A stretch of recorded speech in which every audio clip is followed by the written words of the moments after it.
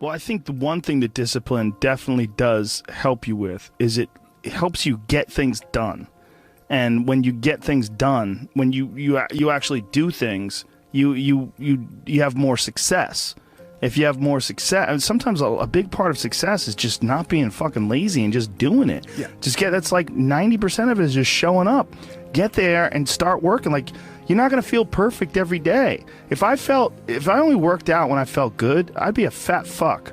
Because there's a lot of days I don't want to do it. It's pretty much the same with everybody that actually gets good at something. There's got to be those days you push through. And they're probably going to be more numerous than the days you don't. And so the benefit of discipline in my eyes has always been that through discipline, I get things done.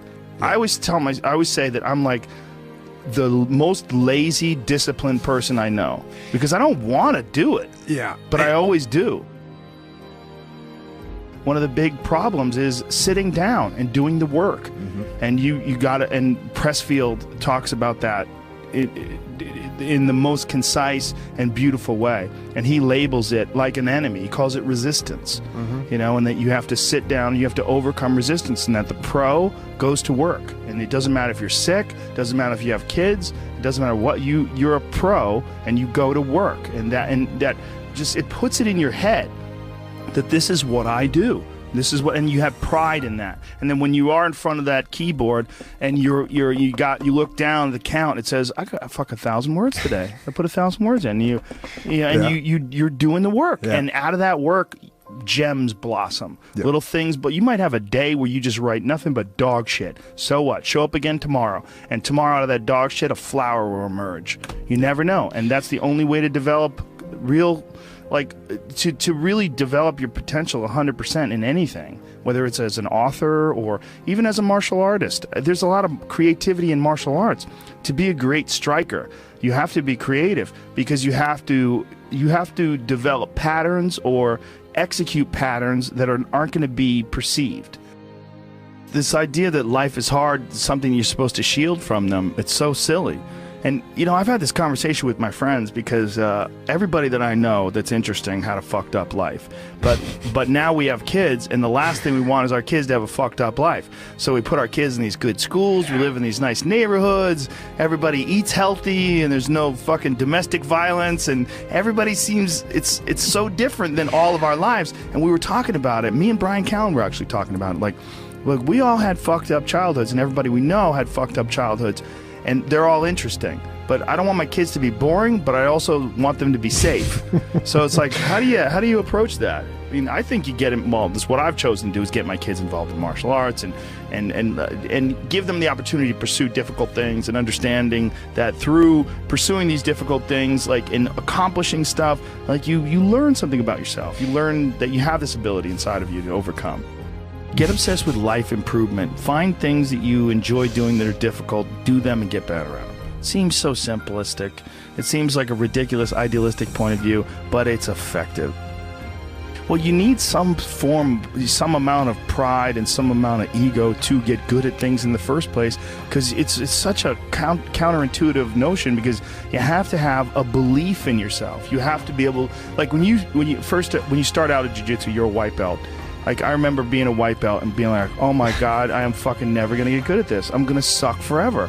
But to look at people who are better than you and know they had to have sucked at one point in time. Okay, there's somewhere along the end of this tunnel, there's got to be a light. I just got to keep going. Yeah. And that takes ego, and right? Ego, yeah, I was going to say, I mean, ego drives you to be successful, me to be successful. Ego is what's driving you. The problem is when you let ego go too far. Yeah. And everything takes balance. There's a dichotomy in everything. Every part of you has a dichotomy. You can get so into the physical aspects of things that you end up like doing a bunch of steroids and going crazy and ruining your health. Right? Yeah. That's not good. Right. The other end of the spectrum, you can sit around and play video games and turn into a...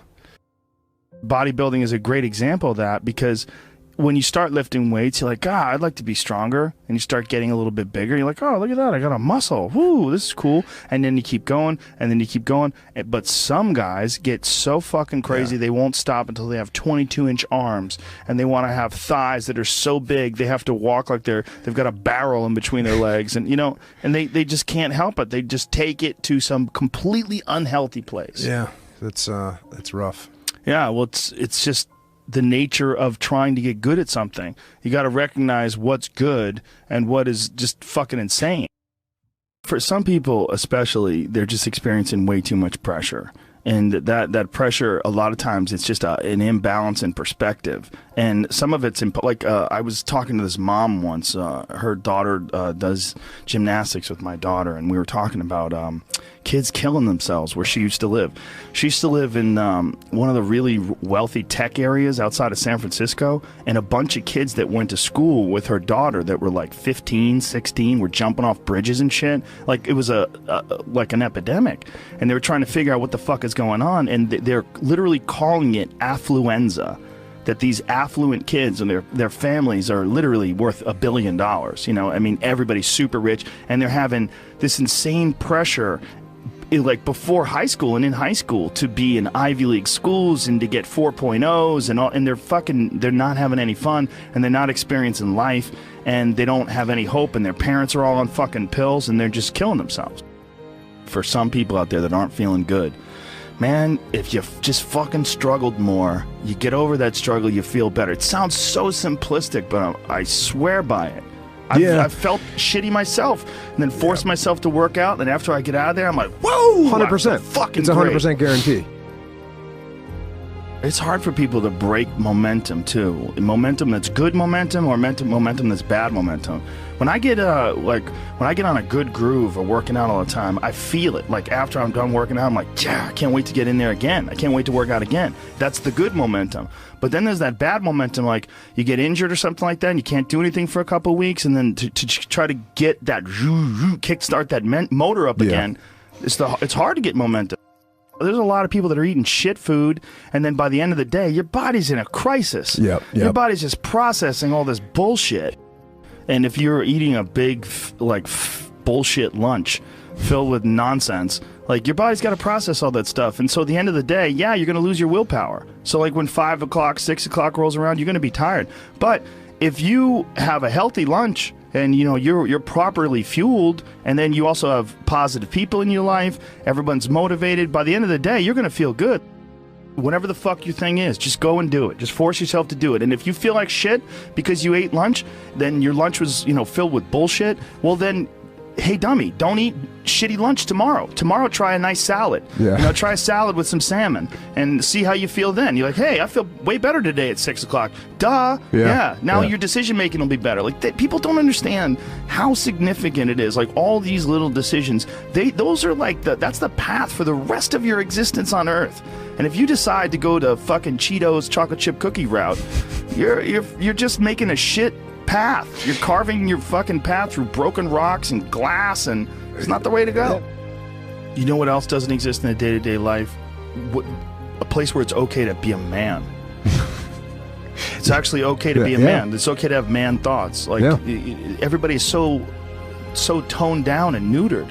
It's like human resources and corporate life has watered down people's natural behavior to the point where people are just dying on the inside, sitting in these fucking cubicles, rotting, just freaking the fuck out, having all these thoughts they can't entertain, having to pretend to be someone they're not all day long, putting on this bullshit way of talking, this fake way of thinking. Everybody's got to subscribe to whatever fucking ridiculous policies their company wants to enforce. And you're just a robot, and you get out of there and you just want to scream. It's this fear of discomfort. People have this extreme feeling in their mind when it comes to their associations with exercise. They want to avoid discomfort. They feel like any type of exercise is just like something to be avoided. That's not for me. Fuck that. I don't want to sweat. I don't want to strain. And a lot of times, this association that they have is about the beginnings of getting in shape. It's not about once you're actually fit. Because once you're actually fit, exercise is something you look forward to. It's an alleviation of stress. It feels great. Like if I can't get a workout in, I look at my schedule. I go, oh shit, I don't have any time for a workout, which means I'm not going to get that good feeling. And so instead of looking at it like, oh, I've got to go grunt and sweat, I'm thinking I'm not going to feel good. I'm not going to feel relaxed. I'm not going to feel carefree. And I'm not going to feel even appreciative. Like my appreciation of things, and it gets enhanced greatly after exercise. I just feel better. I feel like I can take things in for what they are rather than, you know, whatever sensory data that I'm getting from any event is just one more distraction that gets in my way. And you know, that's a lot of times how I look at things if I'm overstressed or if I'm working too much. Like our bodies, for whatever reason, most people, their associations are to avoid anything that's uncomfortable. But it's so illogical, because when you look at comfort and you look at success and progress and the feelings of accomplishment and of getting past certain hurdles in terms of like how you feel about life, a lot of those are connected to discomfort. Like discomfort is your friend. It really is. Like discomfort and not being happy and content with certain situations in life or certain feelings in life, they're massive motivators, and they're amazing at facilitating change. And yet our instinct is to avoid those and just sit on the couch and watch some fucking reality show about dudes who make moonshine with our jaw open, like it's bizarre. And for me at least, when I get like really disciplined and really I get really consistent with my workouts, one of the things that I almost feel momentum. I feel like there's like a push behind me, like, all right, like after I get out of the gym, I have a really good workout. I'm like, yeah, now I'm doing it. I'm doing it all the time now. And I'm looking forward to the next time. And it makes that resistance much weaker, and it makes my motivation and my discipline much stronger. I think a lot of it is based on just the consistency. You know, it's one of the things that I talked about recently on the podcast. I said, you know, like blowing something off, it's not just not good, like blowing off an exercise that you planned is not just bad for you physically, it's also bad mentally, because then that option is now available. The option to fuck off is available.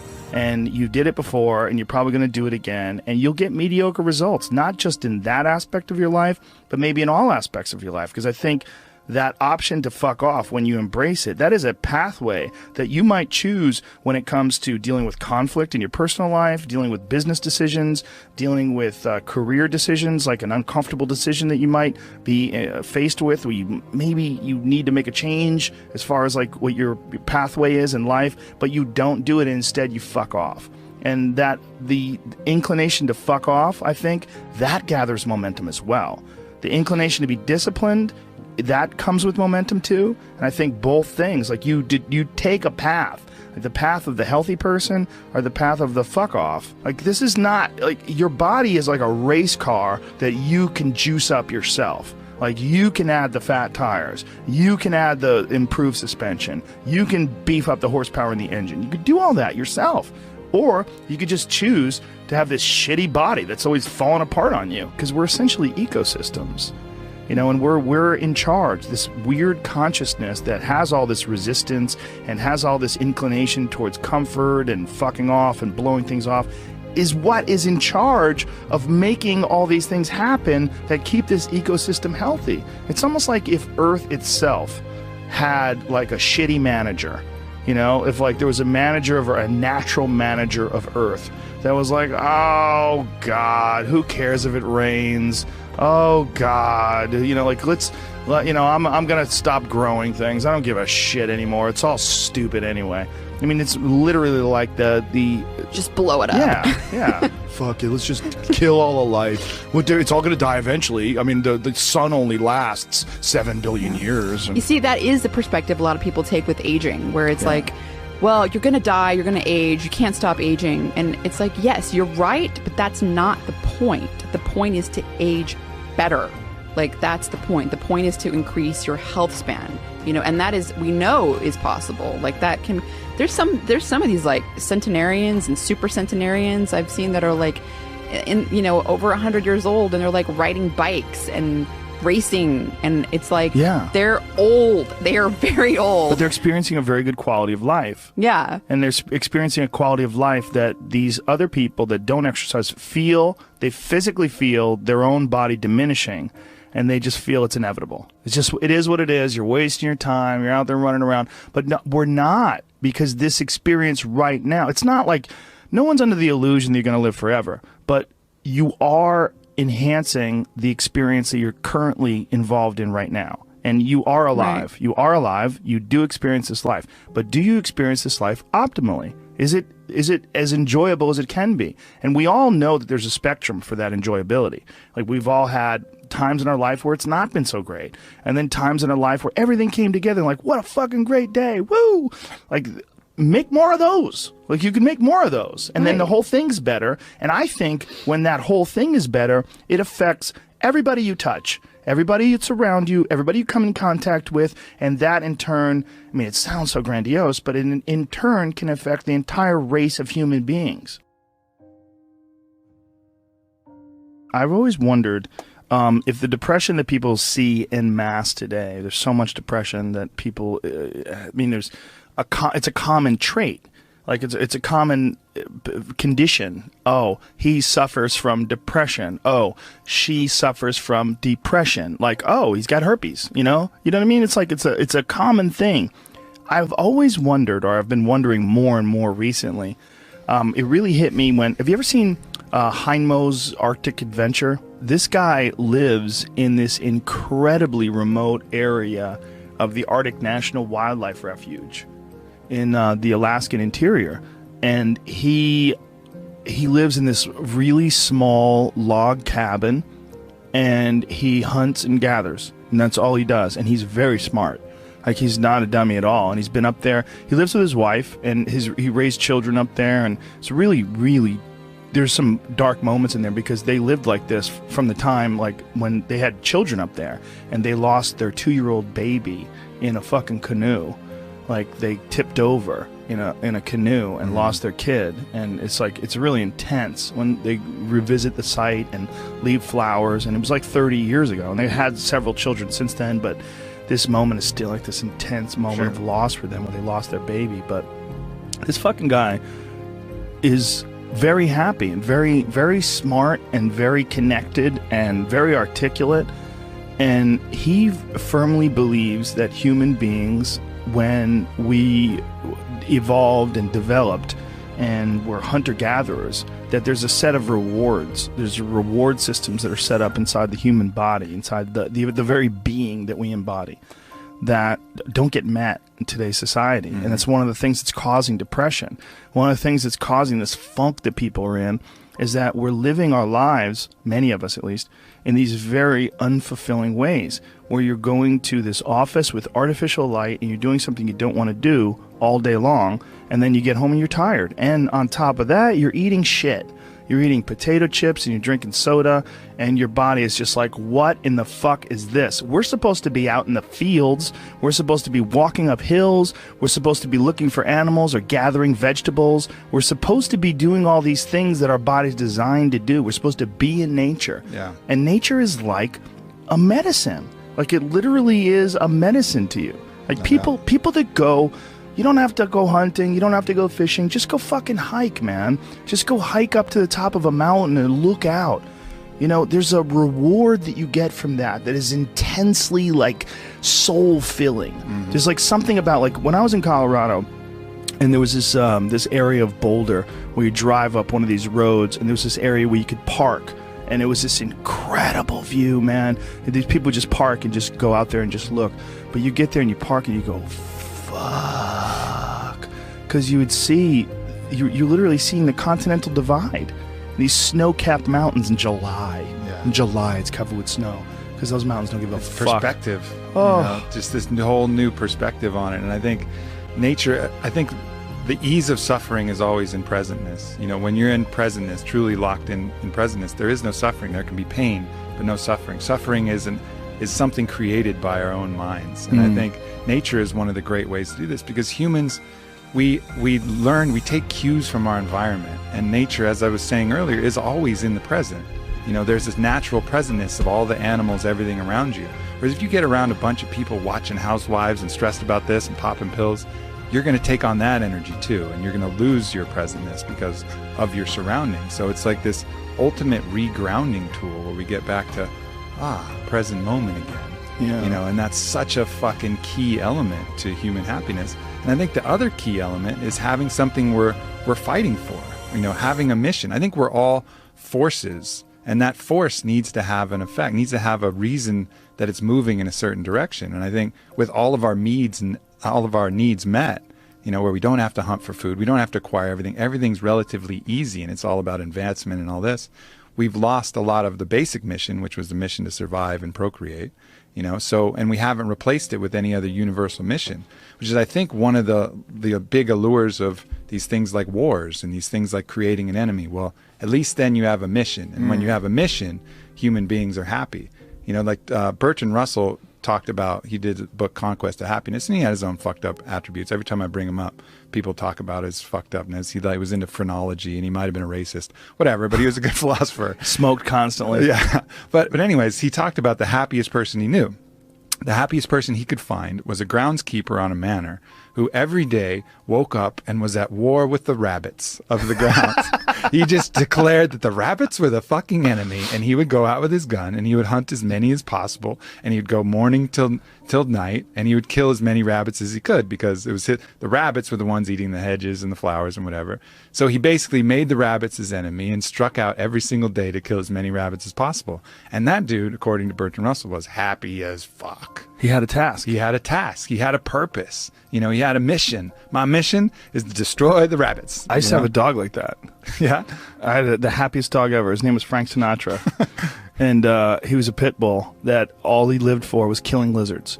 And my house, my old house, not the house I'm in now, but my old house, had this one, it's like on a hill, and there's this one wall where these lizards would run up the wall. And so Frank, I would literally let him out in the morning, and he would fucking bolt out that door. It's like, time to go to war. Like, and he would run and go look for these lizards. And he would stand there, like, Eddie Bravo would just watch it and marvel. He'd be like, fuck, man, this dog does this every day. This dog does this every day. I go, this is what he loves to do.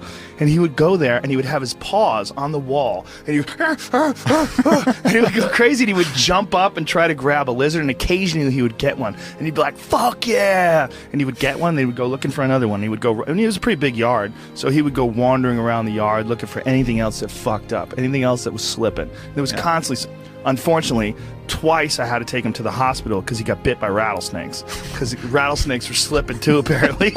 He killed the rattlesnakes, but the rattlesnakes fucked him up. Yeah. He had like a water balloon growing out of the side of his head.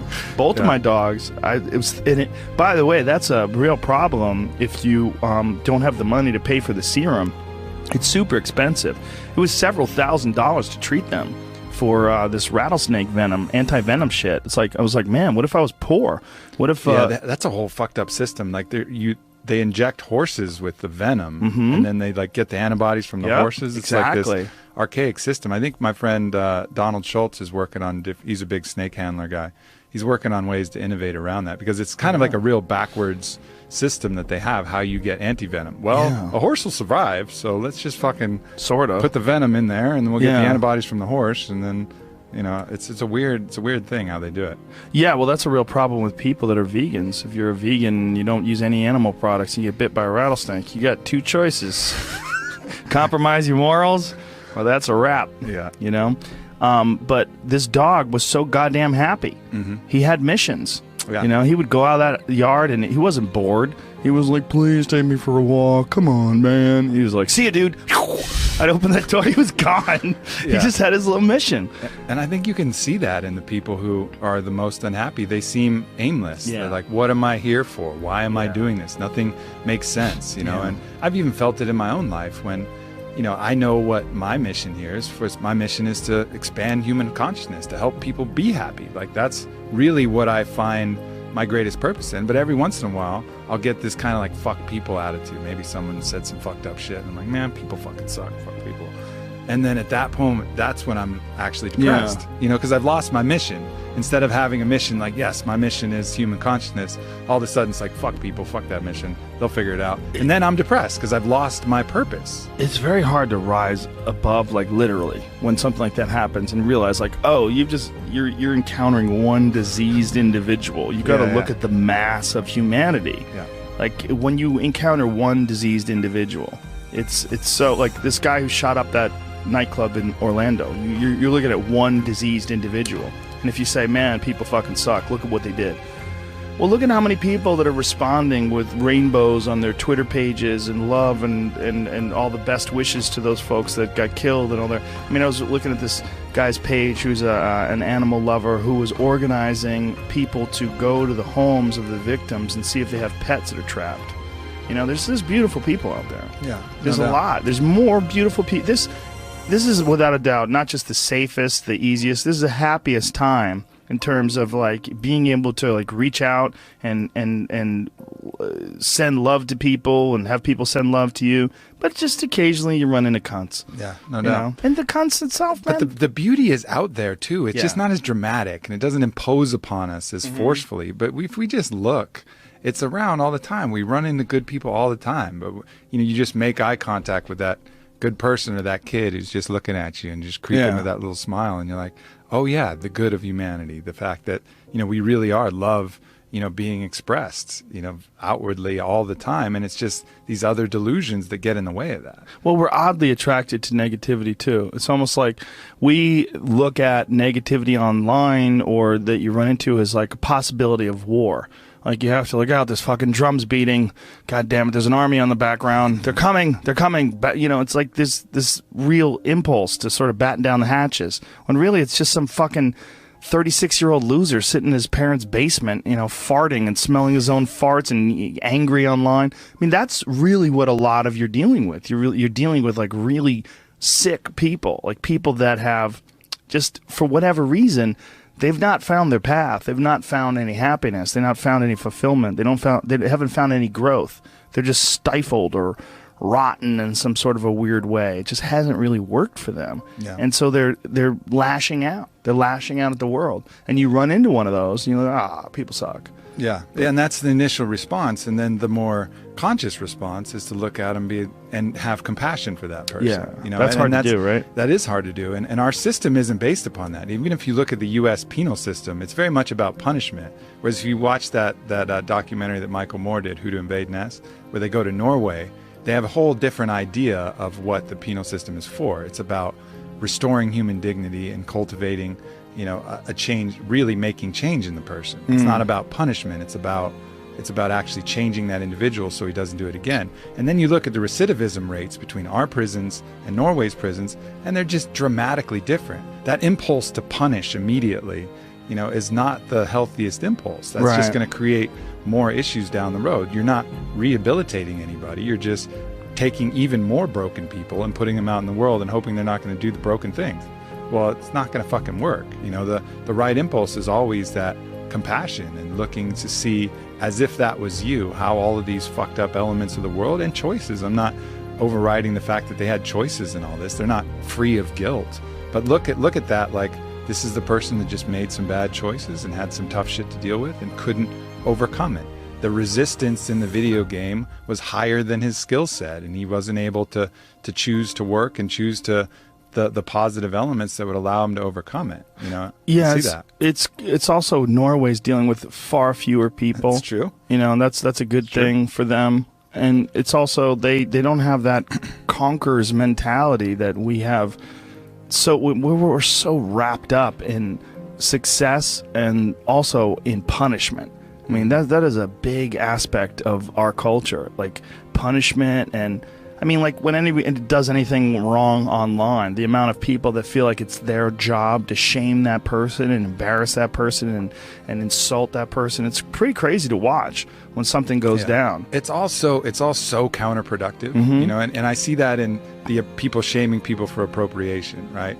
So let's say, for example, someone wears a headdress at a fucking festival, right? They're probably they're not doing it to mock the Native Americans, most likely. It's probably like a mild appreciation and interest. I think this looks cool.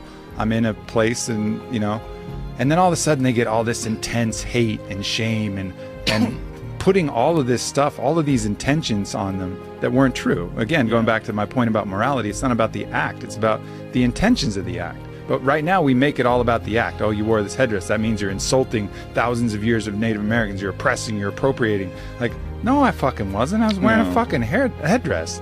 But then all of a sudden that imprint will create trauma, and that trauma will have a poisonous impact that will make them feel weird and make them want to do that to other people. So it's like you're injecting someone with a hate virus, you know, that they're going to then pass on to other people rather than doing the opposite, you know, spreading the love herpes, where it's this contagious positivity that goes the other way. And we have those choices with how to deal with people, but more often than not, we come with this thing to punish and create more trauma, which triggers their own self-judge and their own self-hate, lowers their own self-love, and then they're going to pass that off to kids, family members, people around them.